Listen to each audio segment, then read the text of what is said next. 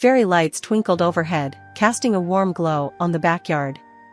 Laughter and chatter filled the air as I weaved through the throng of people, a plate piled high with canapes threatening to topple over at any moment. It was Sarah's birthday party, and the usual suspects were there, my college friends, most of them still single and clinging fiercely to their independence. Me? I was the anomaly, the one already sporting a hefty rock on my left ring finger. "Hey stranger!" A voice boomed behind me. I turned to see Sarah, her blonde curls bouncing as she hugged me tightly. "Where have you been hiding?" "Just dodging social butterflies," I laughed, gesturing to the overflowing plate. "Happy birthday, by the way. You look stunning." "Thanks," she beamed, her eyes sparkling. "So, where's Mr. Perfect?" "Ah, Michael." Even his name sounded perfect. He was the reason for my early exit from the single life. We'd met just a few months ago at another friend's gathering, and let me tell you, it was like something out of a cheesy romance novel. We locked eyes across the room, the music faded away, and suddenly, it was just the two of us. "Hey," he said, a confident smile playing on his lips. "I don't think we've met. I'm Michael." "I'm Paloma," I replied, feeling a flutter in my stomach. "Nice to meet you." That night, we talked for hours about everything and nothing. He was unlike any guy I'd ever met. At 27, he already had a clear vision for his future, a career, a family, the whole package. It was refreshing, a stark contrast to the commitment-phobic Peter Pan surrounding me. "I want kids," he declared at one point, his gaze intense. "A whole bunch of them. And I wouldn't mind changing a single diaper." My heart skipped a beat. Kids were a non-negotiable for me too. Growing up as an only child, I'd always dreamed of a house filled with laughter and the chaos of little ones. "Me too," I whispered, a genuine smile spreading across my face. And that was it. We were on the same page, a rare find in the murky waters of dating. Our relationship blossomed quickly. Dates turned into weekend getaways, which turned into movie nights curled up on his couch. Michael introduced me to his family, a close-knit bunch who welcomed me with open arms. His mom, Martha, was particularly warm. "Family is everything, Paloma," she'd say, her eyes twinkling. "A woman's place is with her children, nurturing them, helping them grow." I couldn't help but agree. A year later, Michael got down on one knee, a simple diamond ring glinting under the park lights. Tears welled up in my eyes as I whispered yes. Our wedding was small but beautiful, surrounded by loved ones. After the honeymoon, reality set in. Michael, ever practical, suggested I stay home and focus on creating a loving environment for the future little ones we desperately wanted. "Think of it as an investment," he'd say, squeezing my hand. "I'll be the breadwinner. You focus on becoming the best damn mom ever." 6 months flew by in a whirlwind of doctor's appointments, cravings for pickles and ice cream at 3 in the morning, and endless baby name debates. Michael was ecstatic. He practically announced our pregnancy to everyone we met, booming. "Paloma's knocked up. We're gonna have a little heir." The way he phrased it always rubbed me a little wrong, this emphasis on an heir. But I brushed it off, focusing on the miracle growing inside me. Finally, the big day arrived. Hours of pushing, a symphony of screams, mine and the baby's, I might add, and then, silence. A tiny hand, wrinkled and perfect, grasped my finger. Relief washed over me, so intense it almost hurt. "It's a girl," the doctor announced, her voice filled with warmth. A beat of silence followed. Then, Michael lumbered over, his face a mask of disappointment. I couldn't believe it. Here I was, exhausted and exhilarated, cradling our beautiful daughter, and all Michael could muster was a look like he'd lost his favorite team's championship game. "A girl, huh?" he finally mumbled, his voice devoid of any excitement. "Well, there's always next time for a boy, right?" My heart sank. "Next time?" He shrugged, his gaze flickering away from our daughter, nestled in my arms. "Yeah, you know. We gotta have an heir, gotta carry on the family name." I forced a smile. We have an heir, I said gently, nudging him towards the baby. Look at her, Michael. She's perfect. He gave a half-hearted nod, but his eyes remained distant. Thankfully, my in-laws were a different story.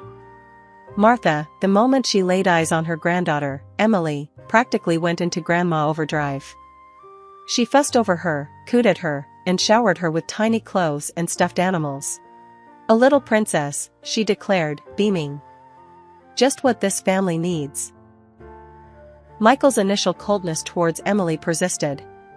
He'd hold her awkwardly, his gaze often straying to some unseen point in the distance. He'd make comments like, "Such a delicate flower, gotta handle her with kid gloves," or "Shame she can't be a little rough and tumble like a boy." Each remark chipped away at my joy. Was it wrong of me to want my husband to love our daughter, regardless of her gender? But a year later, when the doctors confirmed I wouldn't be able to have any more children due to health complications, the truth became undeniable. Michael's disappointment morphed into something darker, a constant undercurrent of resentment that permeated our lives. 8 years melted away like ice cream on a hot summer day. Emily, my little miracle, blossomed into a vibrant, independent child. At 8 years old, she possessed a mind sharper than a chef's knife. Gadgets were her toys, French flowed from her lips like a babbling brook, and her culinary skills could put most adults to shame. Just last week, she'd whipped up a 3-course French feast for Martha and George, her grandparents. They sat there, eyes wide and taste buds tingling, as Emily proudly presented each dish. "Emily, this is incredible!" Martha exclaimed, dabbing her lips with a napkin. "You're a natural." George, a man of few words, simply grunted his approval, but the twinkle in his eye spoke volumes. That same week, she brought home another trophy, this one for the most delicious homemade dish at a junior high school competition. Michael remained unfazed. He muttered a half-hearted congratulations and disappeared into the den, the usual refuge he sought whenever Emily's achievements threatened to steal the spotlight.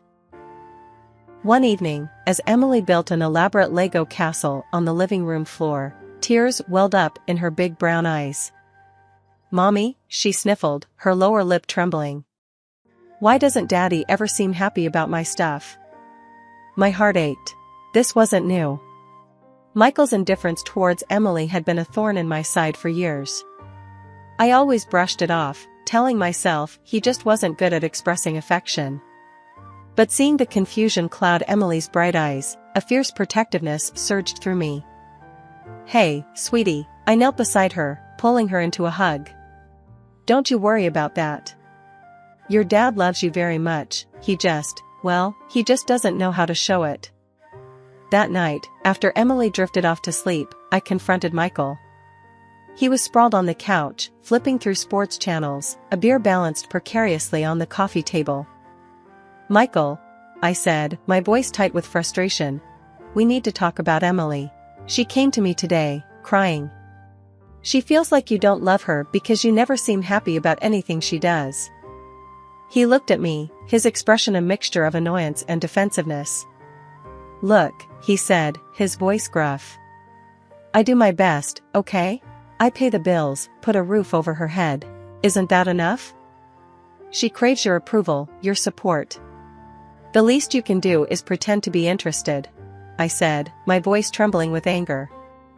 Michael sighed, a heavy sound that seemed to fill the room. "Fine," he muttered. "I'll try. But don't expect miracles." The following days, a strained effort of communication settled between Michael and Emily. He'd ask her about school, albeit with a forced politeness that made me cringe. But it was like watching a bear trying to waltz. Months blurred one into another, Michael's attempts at forced father-daughter bonding had dwindled, replaced by a distant politeness. But a new, unsettling change had emerged, his late nights. He started trickling in after dark, reeking of cologne that wasn't mine. His excuses were flimsy excuses, work meetings running late, traffic jams on the freeway. Each explanation felt like a slap in the face. One evening, as the clock ticked past midnight and Emily was long asleep, I decided to confront him. He stumbled through the door, a tired but smug smirk plastered on his face. "There you are," I said, my voice tight with suppressed anger. "Where have you been? Emily's been asking about you all night." He shot me a condescending look. "Look, honey," he drawled, the irritation in his voice clear. "I bring home the bacon, all right? You sit here all day, what do you know about the real world?" My jaw clenched. This was the man who'd insisted I become a housewife. Now, he had the audacity to throw it back in my face? The following days were a tense dance of silence and simmering resentments. Michael retreated further, spending more and more time away from home. He even started dressing differently, trendier clothes, a cocky swagger that grated on my nerves. Even his hairstyle had changed, a youthful cut that seemed designed to shave years off his face. "Going for a new look, huh?" I remarked one morning, unable to contain my curiosity. He flashed me a toothy grin, the kind he never used on me anymore. "Work thing," he mumbled, avoiding my gaze. The lie hung heavy in the air. One day, Emily practically skipped into the house, a wide grin plastered on her face and a crumpled piece of paper clutched in her hand. "Mommy, guess what?" she chirped, bouncing on the balls of her feet. My heart swelled with pride. My little genius had a knack for collecting achievements. This time, what was it? Another coding competition win? A perfect score on a science test? "What is it, sweetie?" I asked, kneeling before her and taking the paper. "I won the school's Mind Games championship," she declared, her voice brimming with excitement. "They said I'm the smartest kid in my grade." I whooped with joy, engulfing her in a tight hug. "That's amazing, Emily. I knew you could do it." This victory deserved a celebration. But what? A fancy dinner? A trip to the amusement park? Those options felt lame for a mind as brilliant as Emily's. Then, an idea struck me. That afternoon, after Emily finished her coding class, yes, at 8 years old, I surprised her with a sleek, brand new smartphone. Her eyes widened in astonishment as she unwrapped the box. "Mommy, a phone? For me?" "For you," I confirmed, a smile tugging at my lips. "You've worked so hard, and I think this could be a great way for you to explore your interests even more." She took the phone, her fingers tracing the smooth surface with a sense of reverence. Within minutes, she'd figured out how to navigate it, taking photos, editing them with built-in filters, and even downloading a few educational apps. "Thank you, Mommy. This is the best gift ever," she exclaimed, throwing her arms around me. A pang of guilt twinged at my heart. Michael constantly harped on about me spoiling Emily. He wouldn't approve of this, not one bit. But the joy on Emily's face silenced that voice. "Just promise me one thing, okay?" I said, holding her gaze. "Don't tell Daddy about the phone. He might get mad." Emily, ever the loyal daughter, nodded earnestly. "My lips are sealed, Mommy. This is our little secret." A week later, a glimmer of hope, faint as a firefly in the night, flickered in our strained household. Michael, for the first time since his late-night habits began, initiated a conversation about Emily. Not just a disinterested, "How was school?" but a genuine attempt to connect. "Hey, Em," he said one evening, tossing a worn baseball cap onto the table. "How'd you like to go on a camping trip with me this weekend? Just us two. We can roast marshmallows, tell scary stories by the campfire." Emily's eyes lit up like Christmas lights. "Really? With just you and me?" "Yeah," Michael confirmed, a hint of awkwardness in his voice. "Figured it's about time we bonded, you and your old man." A knot of apprehension tightened in my stomach. The thought of Emily venturing into the wilderness with Michael, who wouldn't know a compass from a colander, sent shivers down my spine. "But Dad," Emily interjected, a frown creasing her brow. "What about bears and stuff? Aren't there, like, wild animals in the mountains?" Michael chuckled, a sound devoid of humor. "Don't worry, kiddo. I'll protect you from any bears or wolves that come sniffing around." My heart pounded in my chest. This whole camping trip felt like a terrible idea. Yet, seeing the excitement sparkling in Emily's eyes, the words died in my throat. That weekend, they packed their backpacks, a nervous flutter in my stomach battling with a sliver of hope. Maybe, just maybe, this trip would be the bridge they needed to build a stronger relationship. Sunday evening rolled around, a leaden gray settling over the sky, mirroring the dread growing in my chest. Michael stumbled through the door alone, his face etched with a desperate weariness. "Paloma," he croaked, his voice hoarse. I need to tell you something. It's Emily, I lost her." The world tilted on its axis. "Lost her?" I echoed, my voice barely a whisper. "What do you mean you lost her?"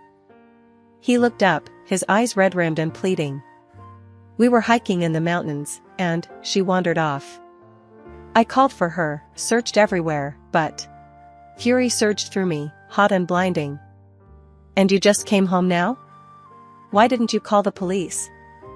I was scared," he mumbled, his voice cracking. "Scared they'd think..." "Think what?" I roared, my voice laced with a terrifying calm. "That you're a neglectful father who lost his own daughter." Tears streamed down his face, but they did little to extinguish the inferno raging within me. "I'm calling the police," I declared, grabbing the phone. "They can start searching right away." A frantic phone call later, sirens wailed in the distance, a beacon of hope in the encroaching darkness. My in-laws arrived, their faces etched with concern, but their words did little to penetrate the fog of terror blanketing my mind. The agonizing wait dragged on, each tick of the clock an eternity. Michael sat huddled on the couch, his phone clutched in his hand, his gaze glued to the screen. My blood pressure soared as I watched him, a detached calmness masking a simmering rage. This wasn't worry, not genuine concern. It was something else entirely. A jolt of electricity shot through me. "Emily! Her phone!" "Emily's phone!" I screamed, the realization dawning on me like a slap in the face. "She has a phone with GPS." Michael's face drained of color. His phone clattered to the floor, the screen displaying a text conversation filled with cutesy emojis. Ignoring the sickening churn in my stomach, I grabbed my phone and dialed Emily's number. It rang unanswered, each unanswered ring chipping away at the fragile hope I clung to. With trembling hands, I relayed the information to the search team, a newfound urgency lacing their voices. Here's hoping that tiny phone, a symbol of my supposed overindulgence, would be the key to bringing Emily home. An hour stretched into what felt like a lifetime. Then, a crackle of static on the walkie-talkie shattered the tense silence. A voice, rough with relief, announced, "We found her. She's safe and sound." Moments later, the front door burst open, revealing a group of rescuers carrying a small, bundled figure. Emily, her face streaked with dirt and exhaustion, but safe. Alive. My in-laws engulfed her in a hug, tears streaming down their faces. I joined the embrace, burying my face in her hair, the scent of pine needles and fresh air a balm to my soul. When we finally pulled back, I looked into Emily's bright brown eyes. "Why didn't you answer your phone, sweetheart?" I asked, my voice thick with emotion. She shrugged, a hint of defiance in her small voice. "I was scared it would die," she explained. "So I just stayed put and waited for them to find me on the GPS thing." 8 years old, and already displaying a wisdom that put her father to shame. Shame that simmered into a white-hot rage as I glanced at Michael, who stood awkwardly to the side, a ghost at his own daughter's homecoming party. "Well, aren't you going to say something?" I spat, my voice laced with venom. "Welcome home, sweetheart? Glad you're not lost in the wilderness anymore?" Michael flinched at my words, but remained silent. Emily, sensing the animosity, wriggled out of my embrace and walked towards him. "Daddy," she said, her voice small, but clear. "Why did you leave me all alone in the mountains?" Michael's lips stretched into a thin, unconvincing smile. "Just a little test, champ," he mumbled, his voice strained. see how brave you are." Emily, for an 8-year-old, displayed a maturity that belied her age. She tilted her head, her gaze unwavering. "No," she corrected. "You left me on purpose." A choked laugh escaped Michael's lips. "Don't be silly, kiddo. Why would I do that?" "Because you don't like me," she stated bluntly, her voice devoid of accusation, simply a fact. "You never wanted me." My breath hitched in my throat. The truth, raw and unfiltered, hung heavy in the air. Michael's face flushed crimson, his eyes darting around the room like a cornered animal. "That's not true," he blustered, his voice laced with desperation. "You're just a stupid kid, making stuff up." "Don't call me stupid," Emily retorted, her small frame bristling with defiance. Martha, ever the peacemaker, intervened. "Michael, that's enough," she snapped, her voice surprisingly firm. "Let Emily speak." Michael opened his mouth to protest, but a withering look from his father silenced him. "Emily, darling," George said, his voice gentle. "Can you tell us what happened?" Emily, emboldened by her grandfather's support, reached into her pocket and pulled out her phone, the very phone I'd given her as a secret gift. "I have proof," she declared, her voice ringing with newfound confidence. With a few taps on the screen, a voice filled the room. A woman's voice, sweet and seductive, cooing into the phone. It was a conversation Emily had cleverly recorded. "Don't worry, honey," the voice purred. "Soon, we'll be together. Just get rid of her, permanently." The blood drained from my face. My heart hammered against my ribs, a frantic drumbeat against the chilling silence that followed. What is this?" I stammered, my voice barely a whisper. My father-in-law turned to Michael, his face etched with a mixture of disappointment and fury. "What does this mean, son?" Michael, cornered and defeated, crumpled to his knees, tears streaming down his face. The carefully constructed facade crumbled, revealing the truth in all its ugliness. He confessed everything, a sordid tale of a desperate affair and a ruthless ambition. His mistress, he revealed, was pregnant with his son, an heir, the one he'd always craved. But she wouldn't marry him, not while he had a wife and a child who would eat into his finances with alimony payments. They'd hatched a plan, a monstrous plan, to remove the obstacle standing in their way, Emily. Fury, a primal and unforgiving beast, roared through me. The man I'd shared my life with, the man who'd held my hand at the altar, was a monster in disguise. My voice, when I finally found it, was a low growl. "Police," I spat, grabbing my phone. "Now." Michael lunged for me, his voice thick with desperation. "Paloma, please. You don't understand." The sirens wailed in the distance, a mournful symphony heralding justice, however delayed. As the officers swarmed into the house, Michael crumpled to the floor, his pleas for mercy falling on deaf ears. The following weeks were a blur of police interviews, lawyers, and court appearances.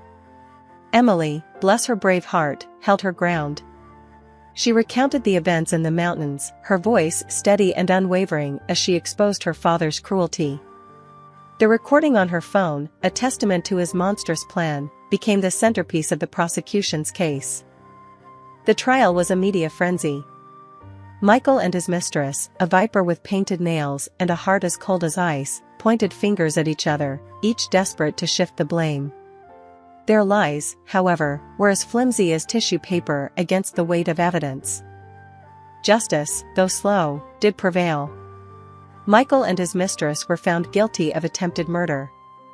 The judge, a stern woman with steely eyes, slammed them with a hefty sentence. They would spend years behind bars, a small price to pay for the monstrous act they'd planned. As for financial compensation, it was a hollow victory.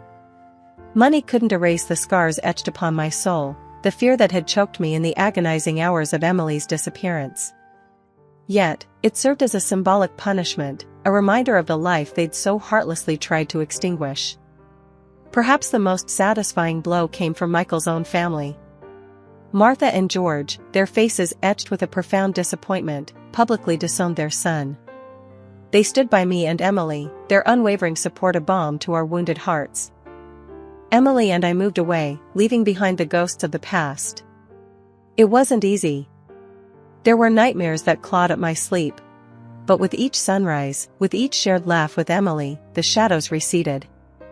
And as I held Emily close, the warmth of her small body a beacon of hope, I knew one thing for certain: a mother's love, fierce and unwavering, could conquer even the most monstrous betrayals.